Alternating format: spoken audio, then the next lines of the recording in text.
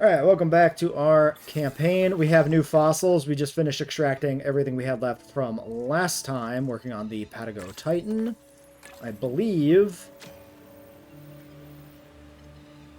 he's just about done. 75-25. Yes. We'll do one of these. You maybe. I think we could go ahead and do another expedition because we do have to run 2 rounds here, and I might as well get fossils for the other one. Maybe Mamench we'll get started on. Sure. Okay. I have gone ahead and put in a second wave of amenities here because we were at like 53%. And I put in some path here to support expanding the park out this way in a new section. And that's about it for things I did between episodes beyond processing. The extra wave of fossils we had left over from last time. I do have all the Twitch drops now completed for myself. And available in game. It's not too bad of a process.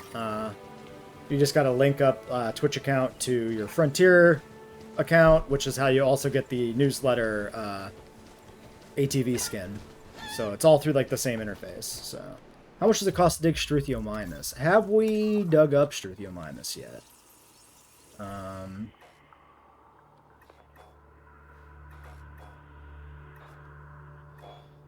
I mean, it probably about the same. There's a lot of 50k, 100k stuff in here, so we'll have to see because these costs could be changed in challenge mode potentially. Actually, I don't know if the dig sites ever changed cost or requirement in 2 between like game mode. Only the research trees might have changed, but yeah, we can't currently check the Struthi. Oh yeah, we actually need Menmenchi for this quest. I kind of forgot that was a thing. Let's check the Dryos, see if they're good now that we have another wave of babies. Yep, seems good. The Dryos have, like, quickly reproduced. They're spreading all over. But that's fine. That's good. They're happy.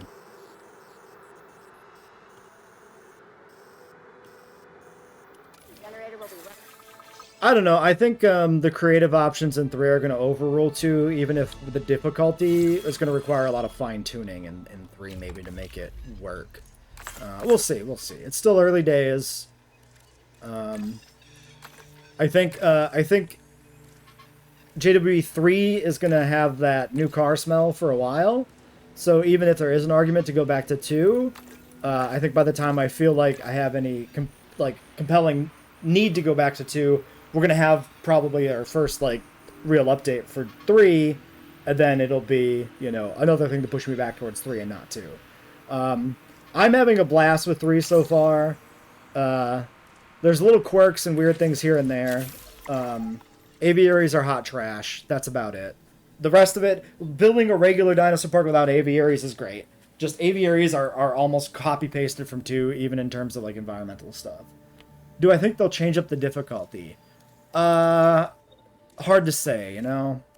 Thing is, I might be able to change up the difficulty, so I might be able to just mod it. And if I can mod it, then I'm not that concerned about the actual base game difficulty.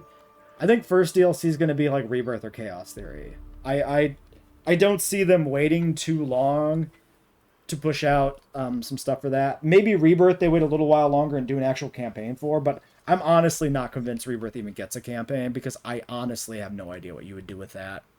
It just, Rebirth feels very limited in scope. So I just don't know how you turn that into park building gameplay. We need a hotel. We could do a large. Let's do a large. We're looking for a large Asian hotel. And, of course, it doesn't align. Oh, hold on. There was a thing. I have a note. You're not going to like lagoons. I never liked lagoons anyway, so I'm not shocked. Disable breeding on the adult Dryos so that they reproduce for only the first time, and then we can ensure the next generation can reproduce. Not a bad idea. I like your thought there for the 5 generation achievement. This is probably the place to do it, especially because these guys are going full bunny rabbit and breeding like crazy.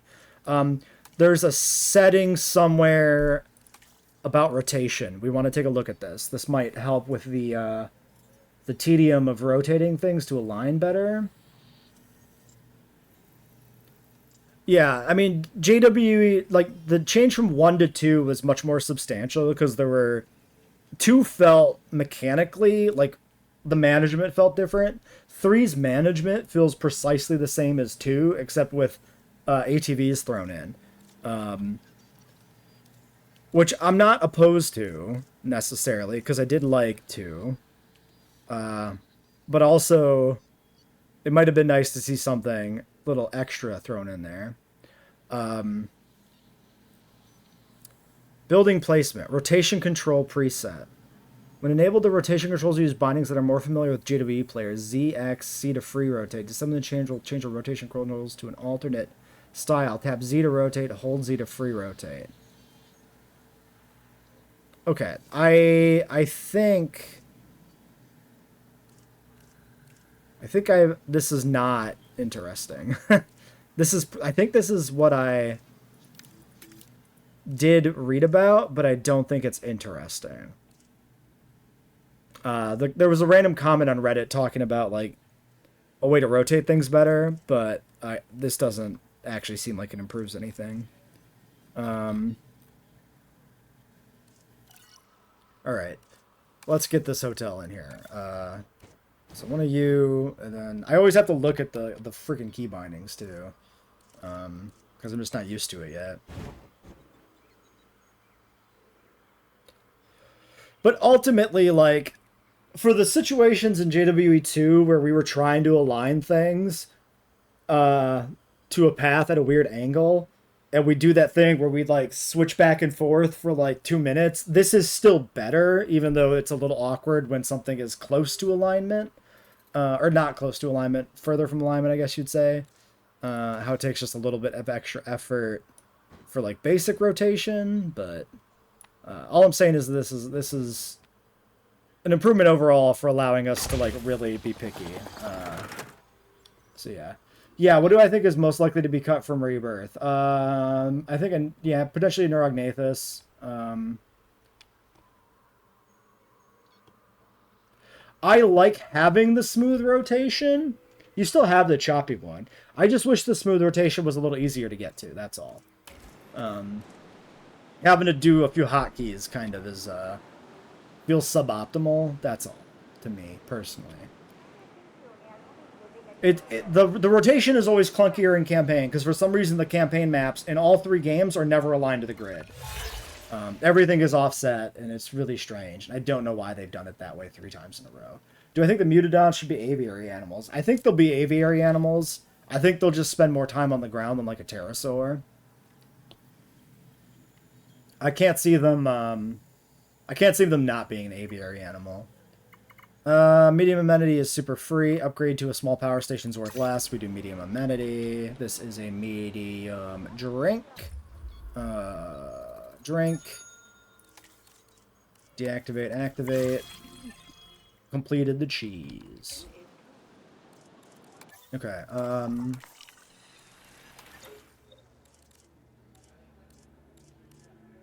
yeah, he's resting, so no expeditions to run currently.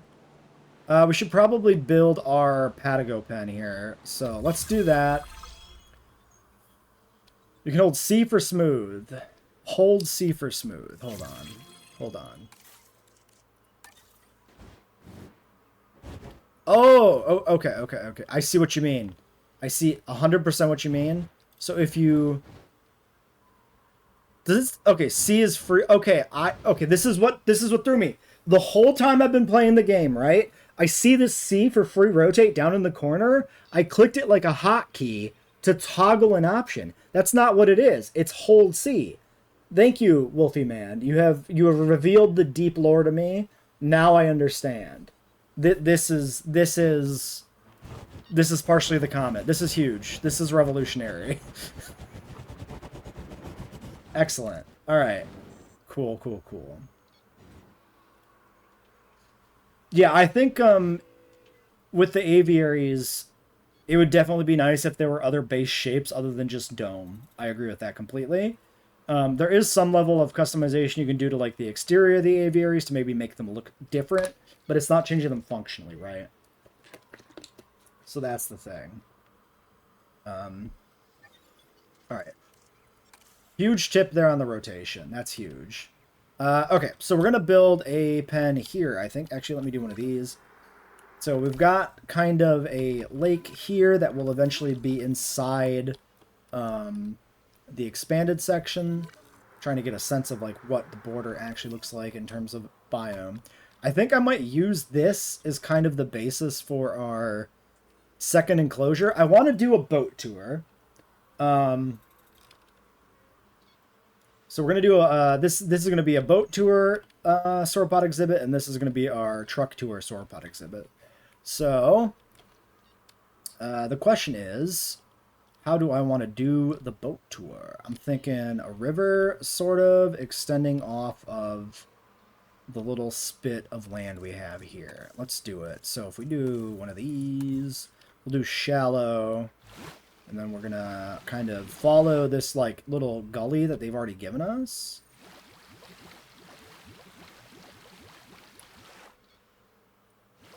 I appreciate the auto-generating lily pads and the brush around the end, the edges, because ultimately, like as far as the water tool goes, without using multiple elevations to get flowing water, we're still making rivers the same way we did in 2, which is a little awkward and a little ugly. But it breaks up the outline being a little with the plants and stuff here, so that's at least something. Can't contain pterosaurs with the modular buildings. Can you? But you could always like embed the aviary dome like inside the modular building, right? To make it the hitbox work. Like surely that would work. Or is there some deeper issue that like causes functionality problems? You'd rather the aquatic plants were an optional toggle. Are they not in some way? Like, can you not clear them when the water's put in there? I thought that was in there somewhere, but yeah, I don't like see an option here. What's intensity control? What actually is intensity? Because it ain't that.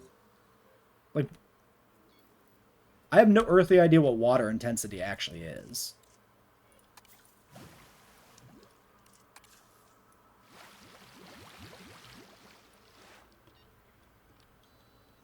Do we have like an outlet? Not really. There's not really any outlet for this.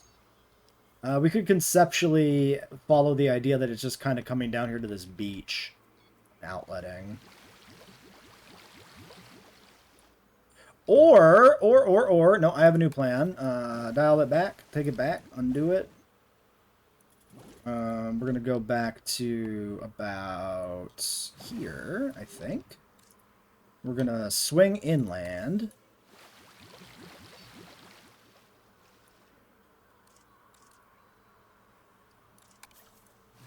A little bit like this.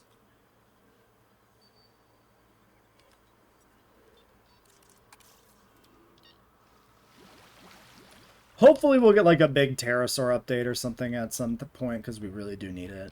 Okay, we're going to do a hole over here maybe.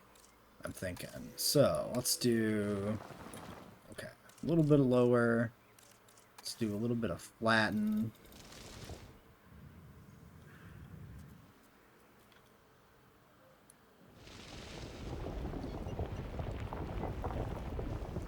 Let's get weird with it. We haven't really done too much terraforming yet on any of these maps.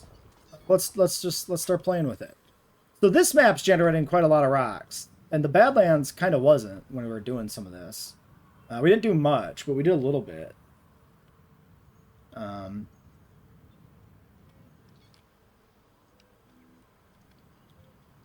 Yeah, there's still room for a little bit of improvement with the water for sure in multiple ways. Okay, so I think that's about a good enough space. Then I want to do like a lake down here. And we're gonna push it back this way. We're gonna try and generate a nice little waterfall. Let's see, let's push it back. Okay, so right now, a little weird.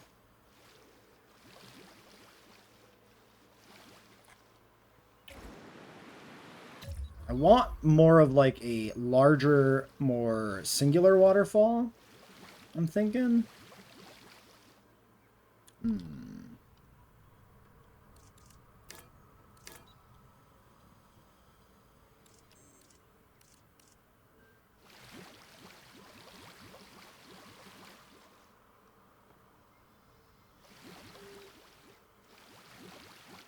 Oh, I like what we have there. Can I kill this specific rock?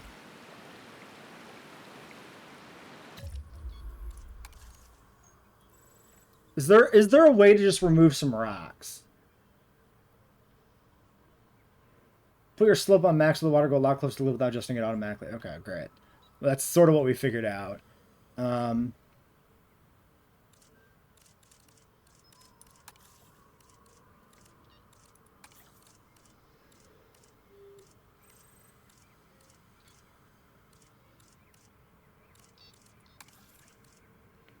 Do we...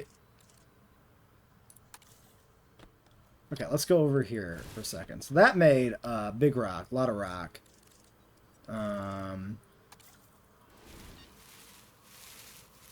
That's kind of removing rock.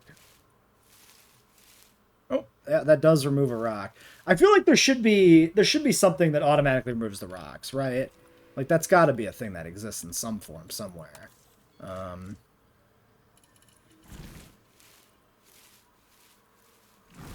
That one I don't seem to be able to clear. At least not with this trick.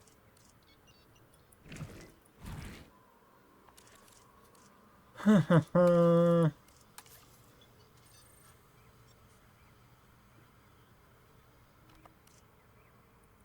it'd be nice if we could just... Oh, this one came back. Son of a bitch.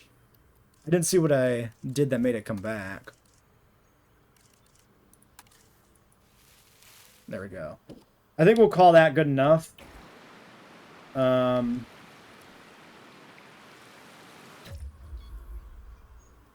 It's mostly good.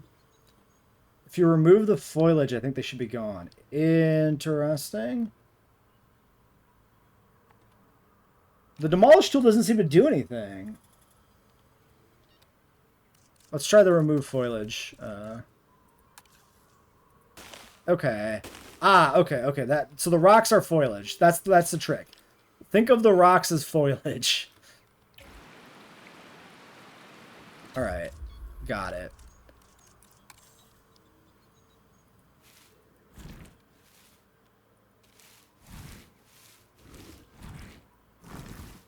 And then let's do some scenery. Give me rock. I want a kind of flat protruding type rock, maybe.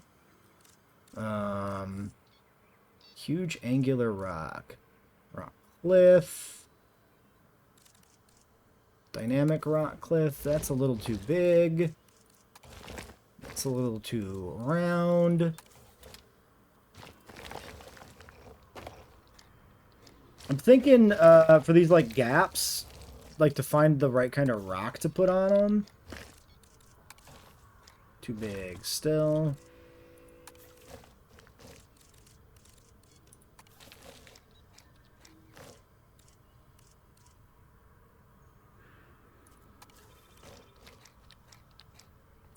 Like that?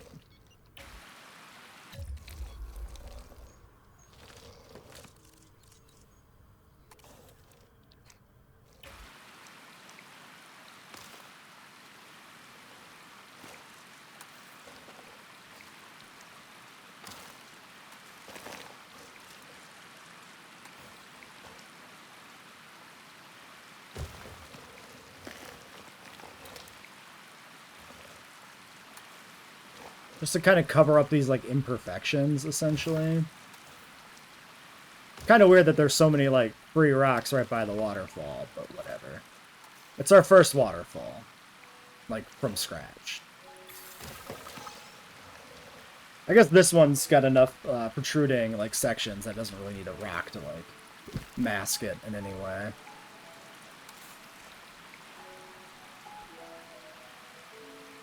Removes rocks but not lily pads. What do they mean by this? Obviously, lily pads are rocks, and rocks are lily pads. Duh.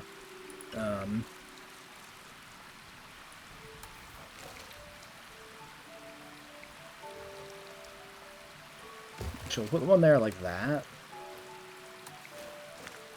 Oh, you could shrink these, right? Oh, and edit the height. That's fine. Alright, I mean... This is a little weird.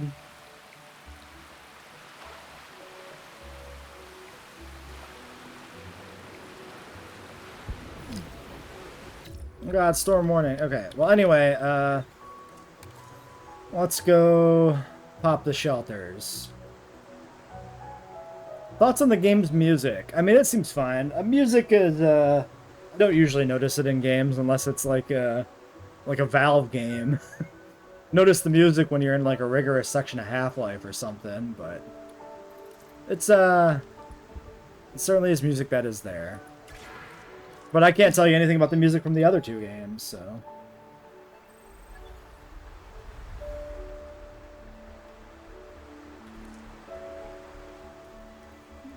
Like, this is kind of what I want from music, though. I kind of just want, like, an unobtrusive, like, little background track, you know? Yeah, something subtle. I'm not looking for some, like, pulse-pounding, like, crazy musical thing. Okay, then I want to do, let's flatten this in line, kind of. Oh, no! No! That was supposed to be water! I thought I clicked over. Oh, God, I killed it. I ruined it! I ruined it! Can I undo? What's the undo button? Is that the undo button?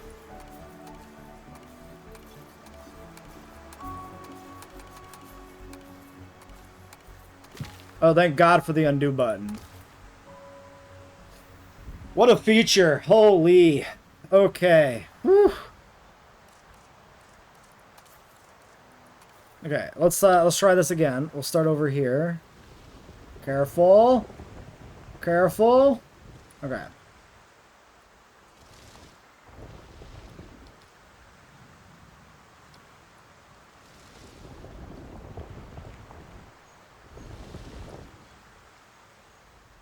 Can I... So this will always removes the water. Is there a way to flatten with the water? If I do flatten, yeah, that just straight removes water. Even if I start on the water. So there's not like a good way to flatten to the water level.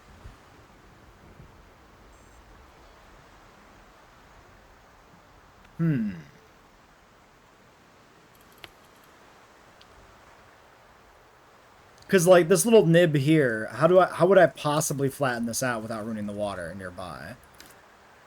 I guess I have to do that. I guess yeah, let's do a little bit of that. Keep that steep there, yeah. You just gotta go small too. That's all you can do. There's no other good way to do it. No! Click to the water, damn it. I can do, can I Control Z? Is that a thing? Sick! Control Z just works. I love it. Great. So my default hotkey mind functions. Okay, cool. Yeah, we should be digging Mamenchisaurus, but we're getting there. We're figuring out. It's first time really playing with this, so.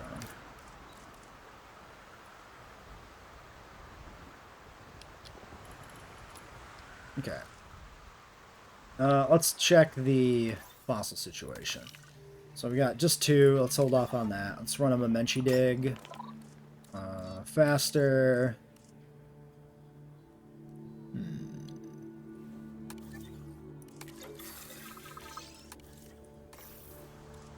Let's do one of those.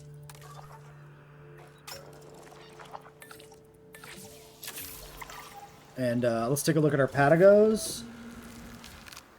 Yeah, I don't know if we're going to do a dinosaur, but... Alright, Patago Titan.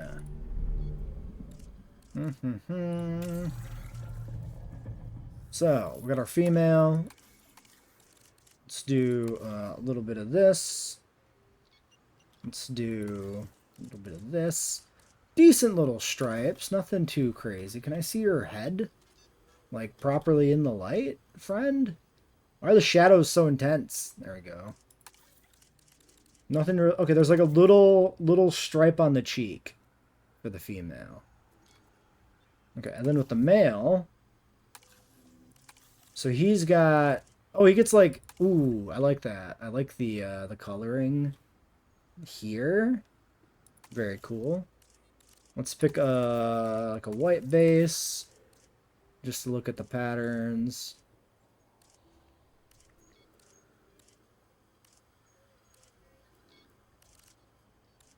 I like the yellow. Kind of the same body stripes. The face embellishment's kind of the big difference. Which one was the yellow now? This one.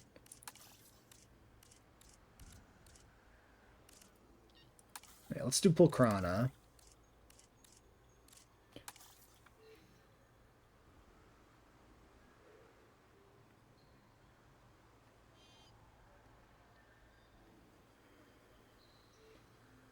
Thinking about what base color I want here. Probably some dark colors to like embellish the yellow on the face more.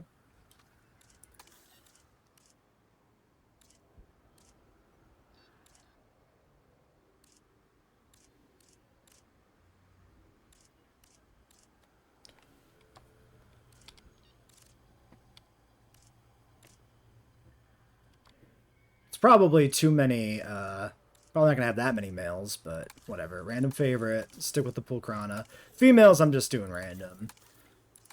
Definitely the male is more exciting looking. It's not the largest, interesting.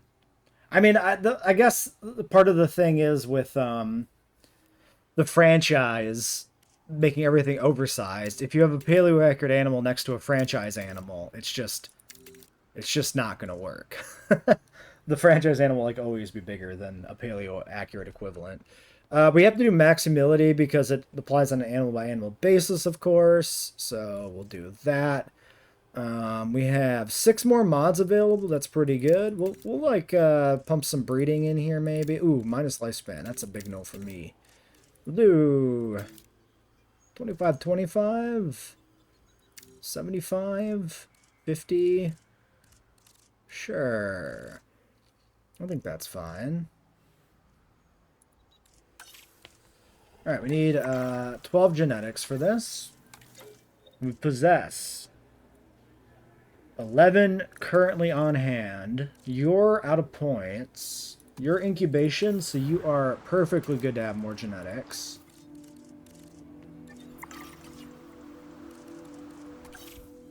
Yeah, Rebirth really didn't give a fuck about, you know, what they said in that film. They just said numbers. They just threw out completely random shit for weights and stuff. It was pretty pathetic.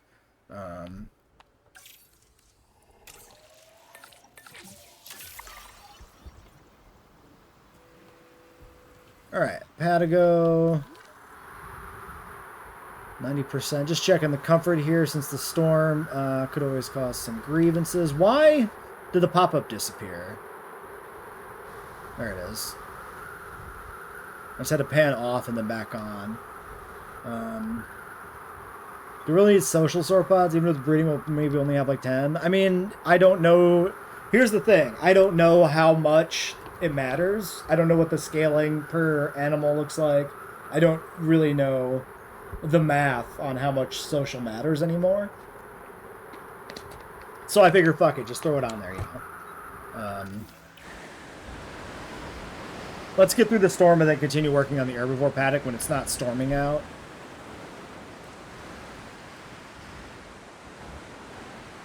Oh yeah, the Dryosaurus thing. Yeah. Okay, so we want to find essentially, I guess, every male, and then we do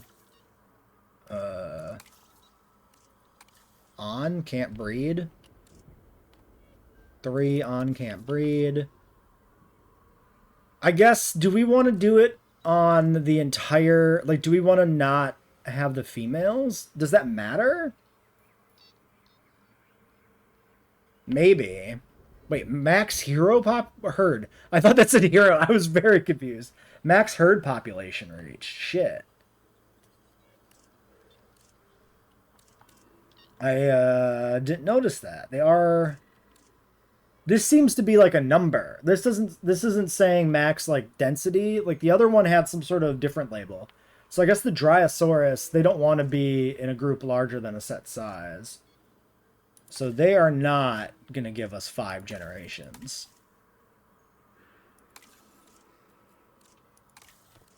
I think I'm not going to worry about it then. If they are going to play limit on how much they're going to breed, I'm not going to bother with the contraceptives then, because they're not going to naturally get us to that 5 generation thing.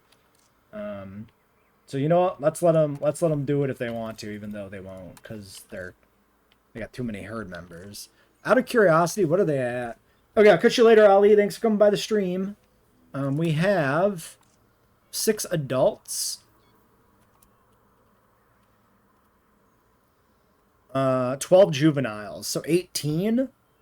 So the limit is somewhere around there, somewhere like 18-ish. Maybe it's like 16 because we hatched in batches of like 5 or 6 or something for clutches.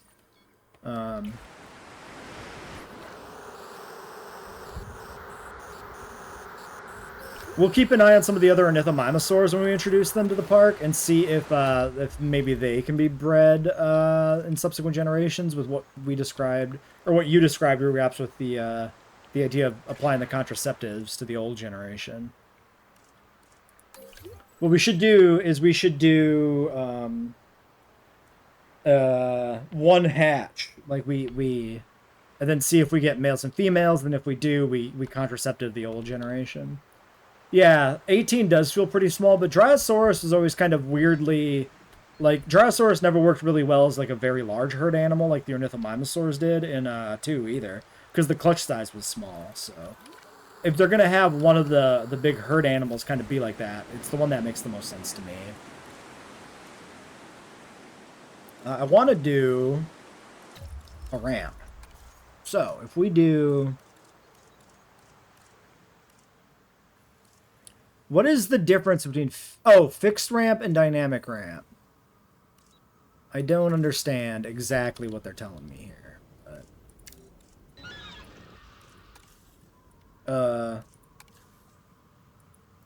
Oh, there we go. I see. Thank you for the follow. The subscription on YouTube, Devud Kovic. Appreciate it. Okay. Let's try this again. I want to go here, and I want to go over here, kind of like this.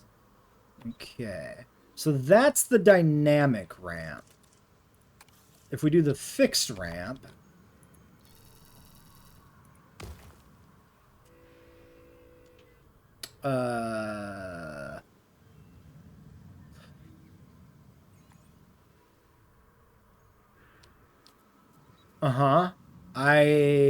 Other than the fact that there are different heights, I don't know what the difference really was.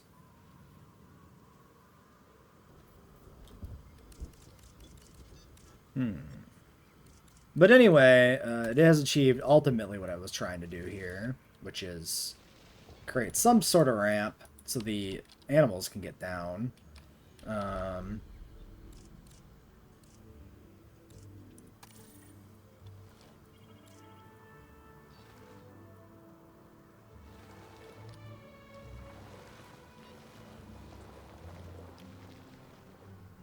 Something like that. Actually, what if I just smooth this? I mean, that's also kind of just does the job.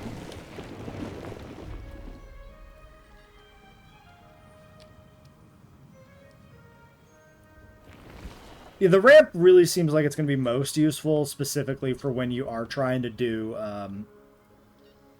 like a ramp along a cliff or something. As far as for, like, fixing terrain elevation with the ramp, I'm not sure it's that much useful in this situation. I might do it here.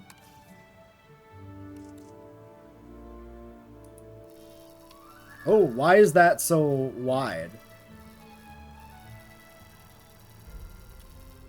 Huh. Oh, the radius? Probably? Because I don't think I had the radius tuned before. Okay.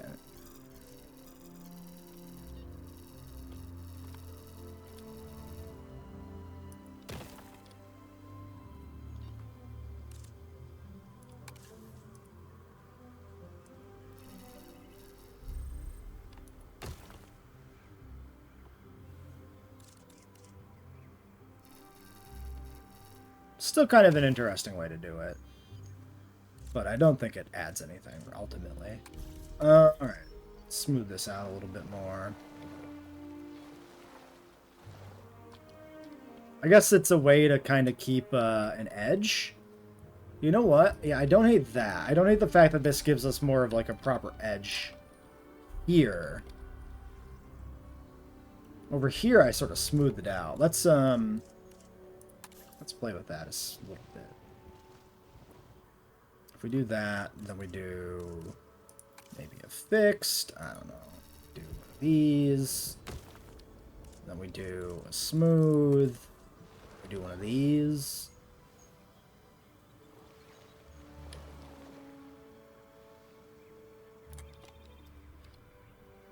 Sure, why not?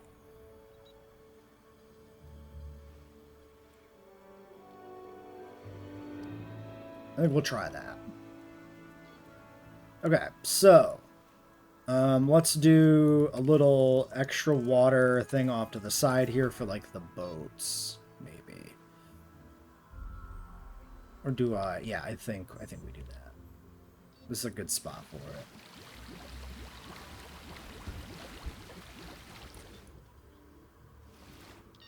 Something like that. Wait, that's not really killing the water that time.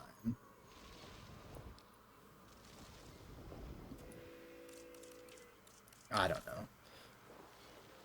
Water's a mystery.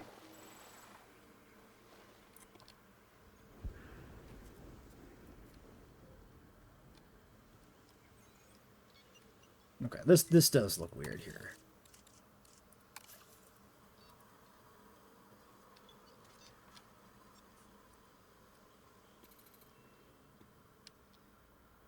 I like this looks like rock properly, so I don't mind that ridge. That was there originally anyway. But yeah, I think I like this like that. Yeah, we'll have to see. Did I already say that? We'll have to see how much the animals can handle. I think I said that. Okay, now do we have enough?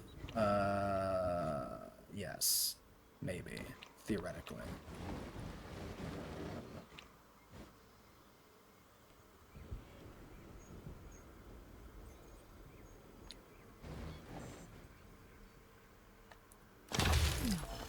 Okay. So, pausing, or unpausing, because we've been paused. We might as well let some stuff run a little bit.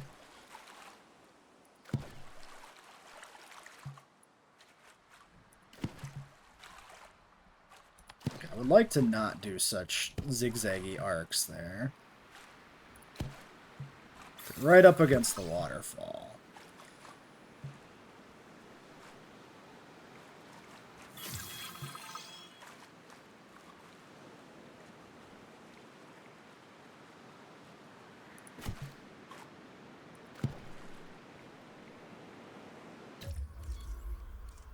And yeah, we're gonna like this is gonna be like a big design episode at this point, obviously.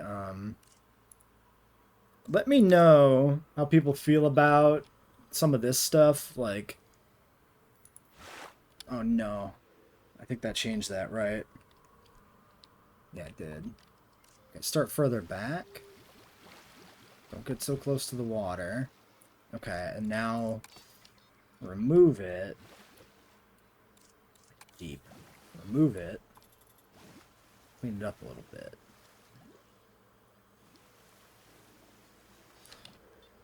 There. Hey, Biocraft. Welcome to the stream. I feel like we should have some deep water in here too, but there's deep water down here for the sauropods to wade through. Maybe it's fine. What if we do...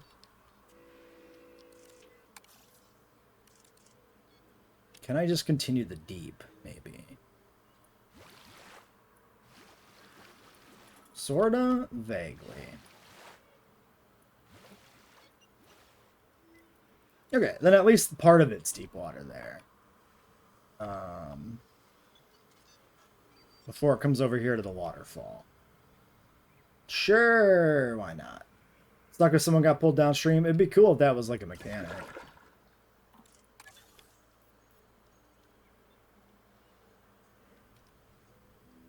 Maybe now we can actually do this a little bit more.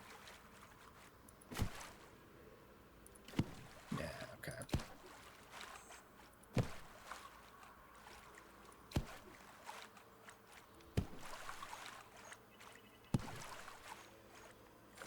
Oops. Didn't mean to do that one.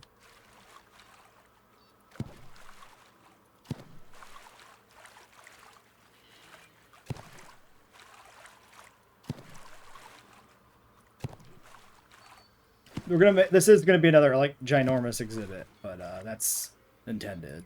So. Okay, complete boat tour. Let's do a perimeter fence. Does it snap to this? It does. Okay. Mm-hmm.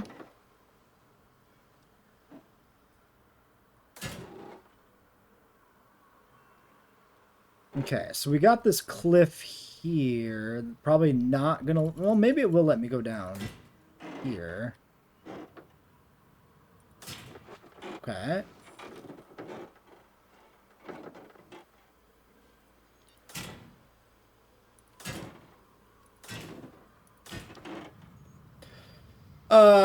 It was... I was thinking one exhibit. It is currently friggin' enormous, but... I think I'm gonna try it. I'm gonna go with it. Because we need maybe 4 exhibits, right? How much space is in the back? Let's look at this again, up top. So if this is like this, right here, we have room for like another big one here, and like here and here and here. We have plenty of space. Let's go hard. Big exhibits are fun, and it's a chance to test out stress test territory mechanics, which is something I'm interested in.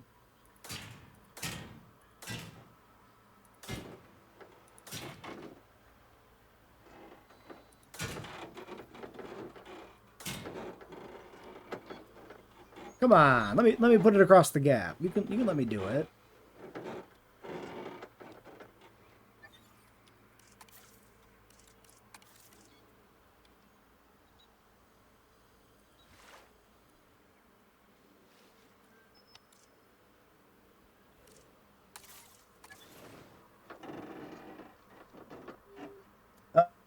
Hot take, seawalls for the deep water. That would be kind of cool. I don't know why that's a hot take. Maybe that's a bad way to phrase that.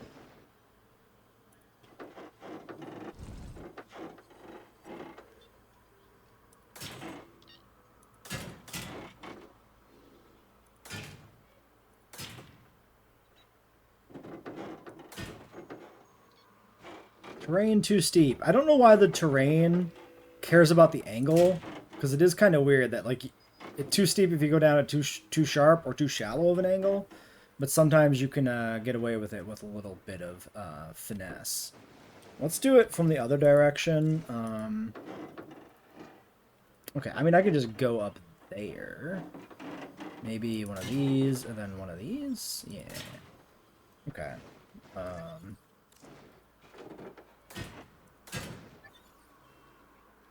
Sure. Patago pen. That's a doozy. I think that's alright.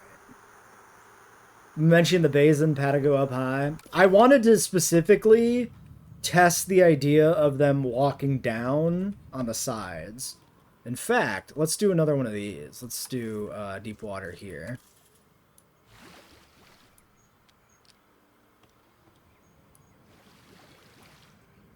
That way we got another waiting spot for the sauropods to cross. Alright, then path.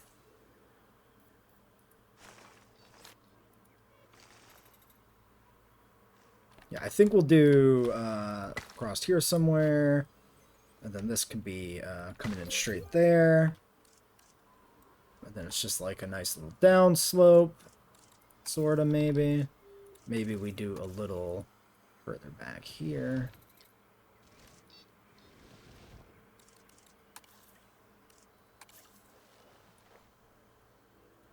What does smooth bottom do? Oh, so that doesn't adjust the top at all. I understand. Is there a smooth top? There is a smooth top. Interesting. That's neat.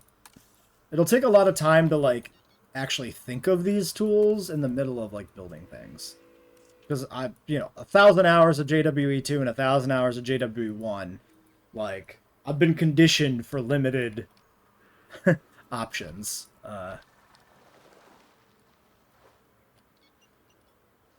Okay. There.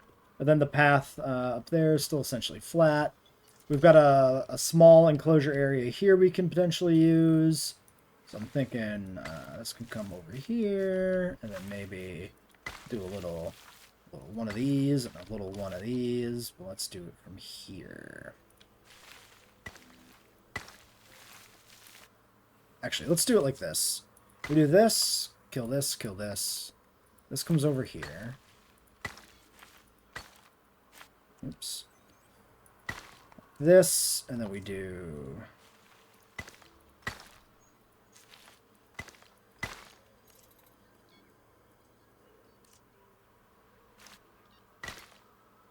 It won't match side to side, but I don't necessarily even want it to. I just want the edges to be aligned in a way that feels right. Okay, there's another little section for something else later. What goes there? No idea. We're just kind of doing stuff. Let's see. Oh, God. So, I want to pick where it goes first, and then use C to rotate. Kinda. Alright. Let's get some dinosaurs this episode, finally. So, Patagonia, one at a time. One lady, or one man. I like the man. He looks good. Sickly, but that's fine. Don't really have a lot of room for a lot of smaller exhibits here. I mean, do we not?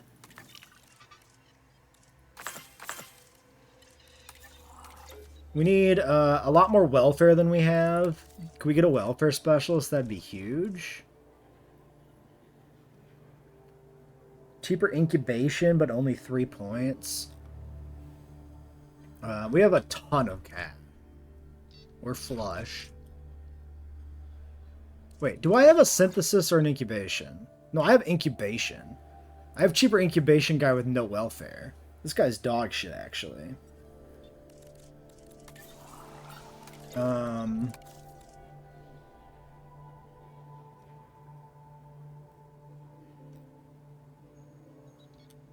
I kind of wouldn't maybe mind having this one, Amelia.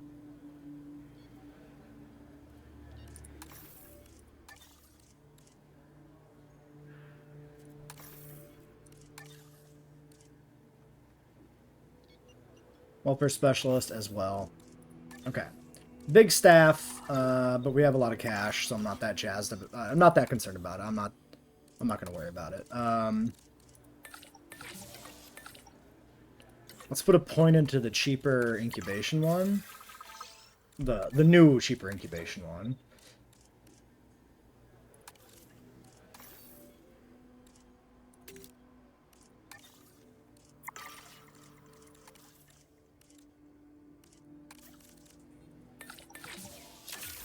Alright, give me another Patago, but a female this time.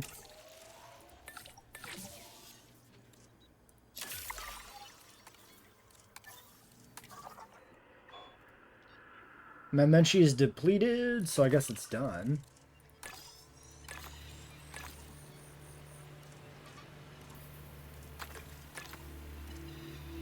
$63.33. Yeah, looks like it's complete. All right, we'll get that. Okay. Make sure we're still profitable. 14.6 to 14.7, yeah. Quick check on the amenities and everything. Restroom coverage, transport rating. These are not shocking.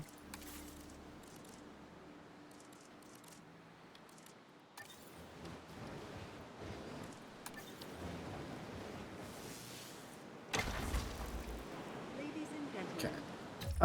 Can we do a monorail without it being disruptive? We could do like... I don't know if we can get a monorail in a way that's actually useful. If we would have like left a space over here or cleared a space over here, maybe. Maybe we'll just see if the tours patch it up eventually if we put in like some extra stations. Or maybe we just ignore it because we have a bunch of breeding sauropods and who cares about transport rating.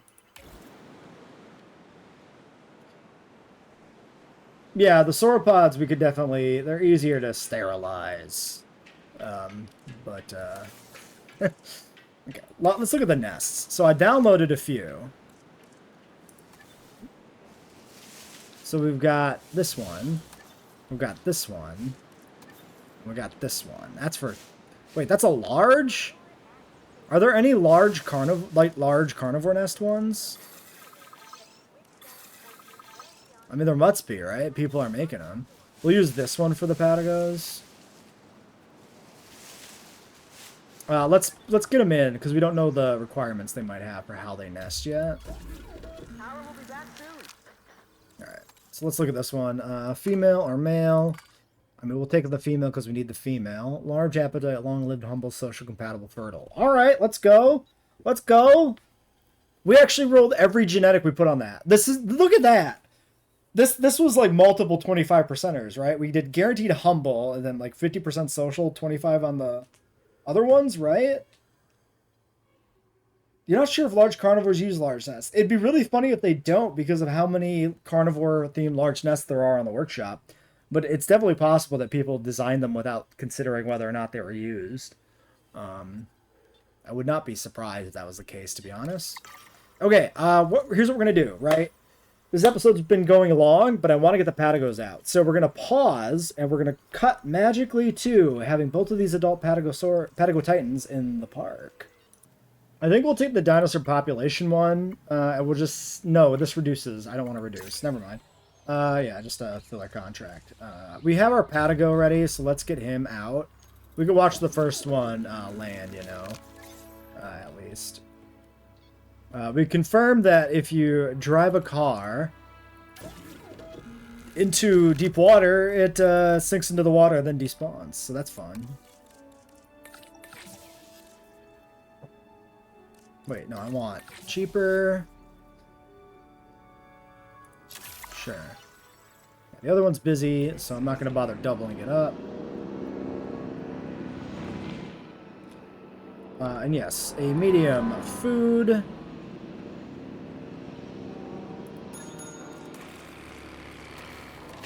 Oh, interesting. I didn't really, like, register that there's a collision toggle. That's kind of fun.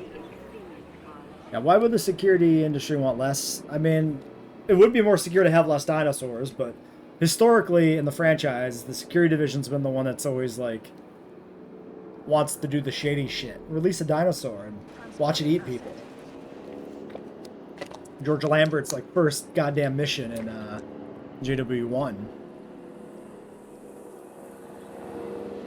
There she goes, or him. There he goes, Majestic. A majestic lion fella.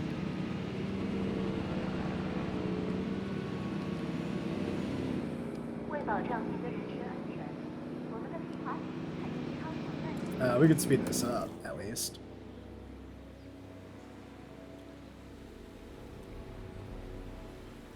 Asset transportation complete. Alright, there's our boy. This one was Mangrove Pulcrana. Nice blue and yellow look. Does the base color does not help the neck patterning stand out, but you can still see it. It's just not as noticeable because it's kind of the same color as the base. All right, he needs tall fiber and tall fruit. He has apparently everything else he could ever need. This guy lands and he has 660% cover. That's crazy. Wait. Tall fruit, tall fiber. Cycads specifically.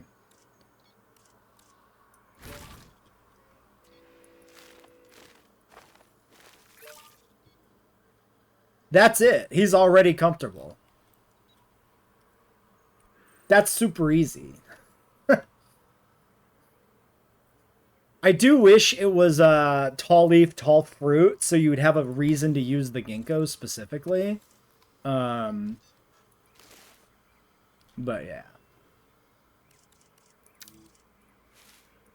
Let's thread these in a little bit more naturally in the environment.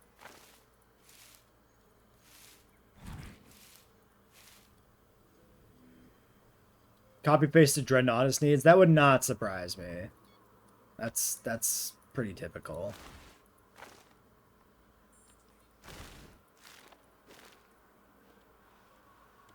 Just spreading a little bit in other areas in case he moves around. He has food. I am curious to see how much he'll move around. Maybe we should leave... Let's leave this spot blank specifically as like almost a test maybe in a way. We'll do that, I think, for now. Okay, let's get the other one. We're going to go ahead and get Struthy in that exhibit too.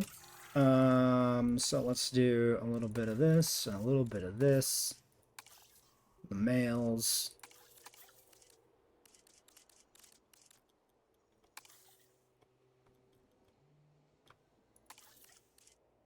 I like the yellow. Pretty vivid.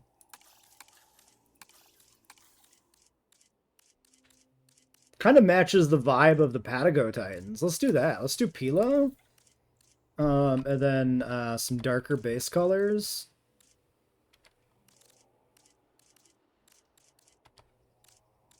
They share the same vibe. I'm down. Traits. 100% humility. We can put Tsintao in too, yeah. Like, these guys are here and ready to go. Ooh, max humility sociability with 2 points left. A little bit of lifespan. Nah, these guys are cheap. No lifespan. Do compatibility, fertility. Fertility? Yeah, compatibility and fertility. Absolutely what it's called. 100%. That is what it is. Alright. Okay, so...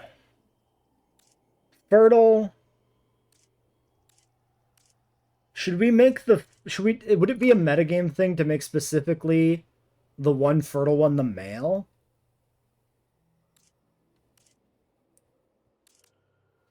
Humble, social, fertile.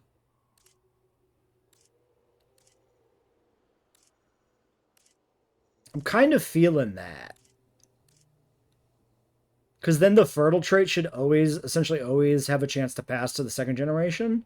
Whereas if this is one of the females, it would never pass. Yeah, this makes sense. No, let's do this. Ooh. We could specifically breed... Wait a second.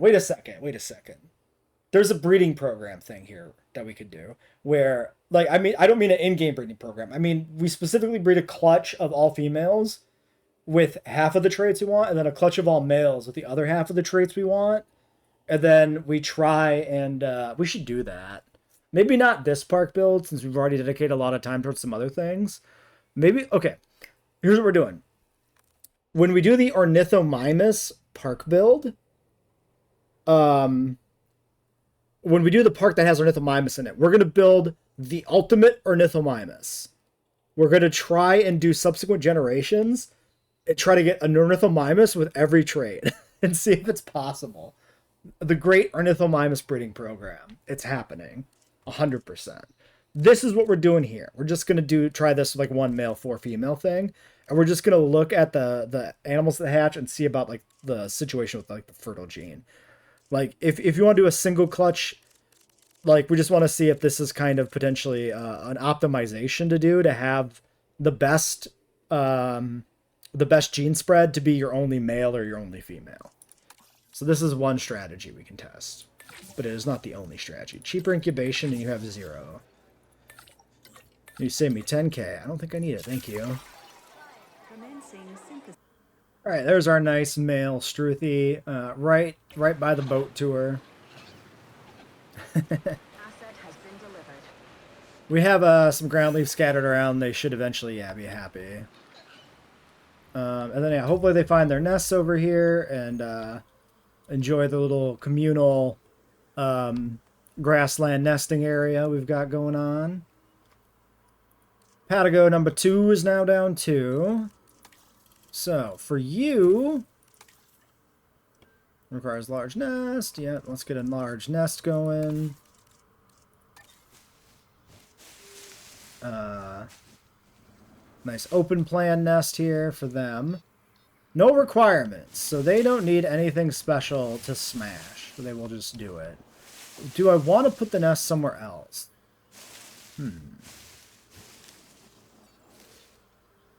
You've almost finished Japan? Very nice. We still haven't even checked it out ourselves. Let's put it over here kind of in this clearing between these two trees back by the fence, I think. And then let's do a little bit of their favored cycads around the nest to blend it in a little bit more, and so they have some of their food they want here. Encourage them to be by the nest, maybe. All right. That's a nest I would believe a sauropod could use. I would say a sauropod nest, if I'm not mistaken, should be, because obviously they don't sit on their eggs, right? So it should have like plant material. Be like mounded up, like that one maybe. Yeah, let's do 4. They have no idea what an ornithomimid nest would look like. I think these nests are fine for the ornithomimids, I think. Okay, well, I think we can wrap this episode up here then. We've got a happy herd of Struthys and Patagos ready for some more breeding in this nice boat tour. Oh, look at them. Look at them. They're eating side by side. A nice romantic dinner.